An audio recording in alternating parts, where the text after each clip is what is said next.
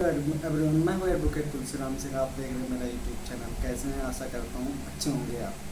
जैसा कि आए दिन लोगों को, हर लॉ स्टूडेंट और जो न्यू प्रैक्टिशनर होते हैं, जो जिन्होंने स्टेट बार काउंसिल में अपना इनरोलमेंट करवा लिया है, उनके दिमाग में एक सवाल उठता रहता है या घूमता रहता है, कह सकते हैं आप, कि जो ऑल इंडिया एग्ज़ाम है कब होगा। क्योंकि 2010 के बाद जितने भी लॉ ग्रेजुएट होते हैं और वो प्रैक्टिस करना चाहते हैं एज ए एडवोकेट, तो उनके लिए बार काउंसिल ऑफ इंडिया ने जो एग्ज़ाम 2010 में मतलब बिल्कुल कंफर्म कर दिया कि जो भी 2010 के बाद में ऑल इंडिया एग्ज़ाम मतलब लॉ करते हैं, उनको ऑल इंडिया एग्ज़ाम देना ज़रूरी होगा।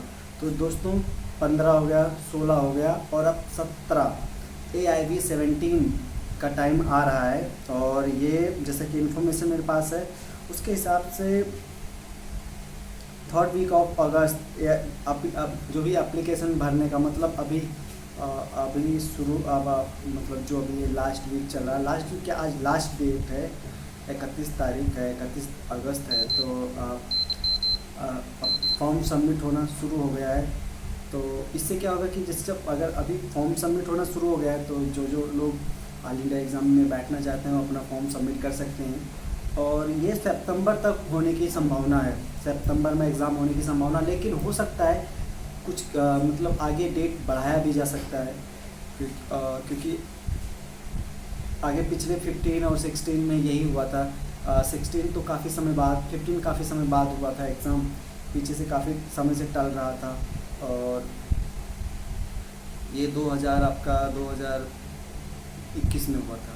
तो कहने का मतलब ये शायद 21 में या 21 में हुआ था। तो कहने का मतलब ये है कि आप इसकी तैयारी करना शुरू कर दीजिए। आज हम बात करेंगे AIB के बारे में।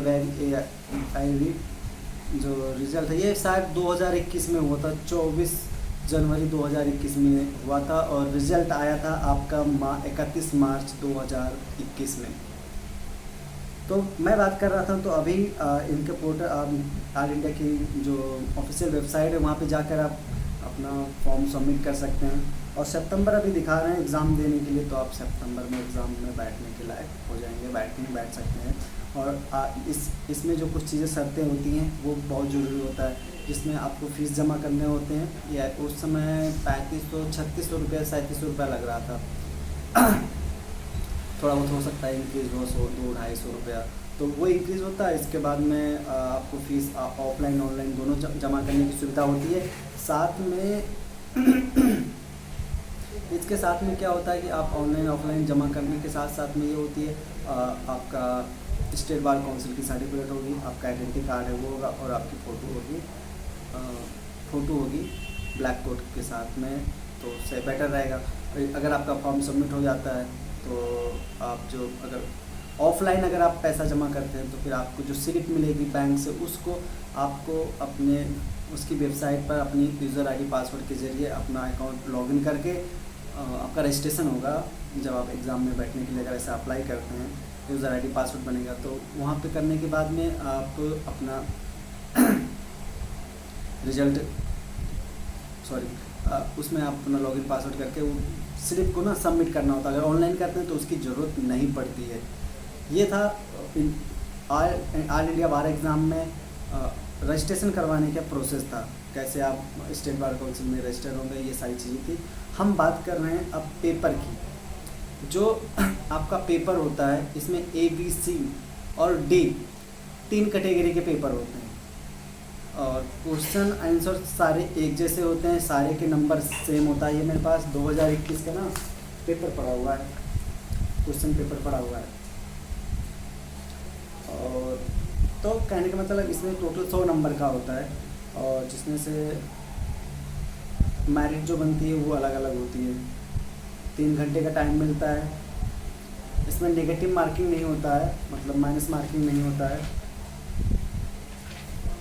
इसमें आपका जो सवाल आता है, लोगों के दिमाग में जो सबसे बड़ी चीज़ चलती है ना कि सवाल क्या आते हैं, तो मैं आपको बताना चाहूँगा। इसमें जो सवाल आते हैं आपका IPC से आएंगे, मतलब थोड़ा थोड़ा सवाल ना हर चीज़ से आते हैं। GST से भी आता है, IPC से आएगा, CRPC से आएगा, CPC से आएगा, लीगल लैंग्वेज से भी आएगा, और आपका कंपनी एक्ट से आएगा, एडवोकेट एक्ट से आएगा, तो यही सारी चीज़ें होती हैं, जीएसटी से आएगा।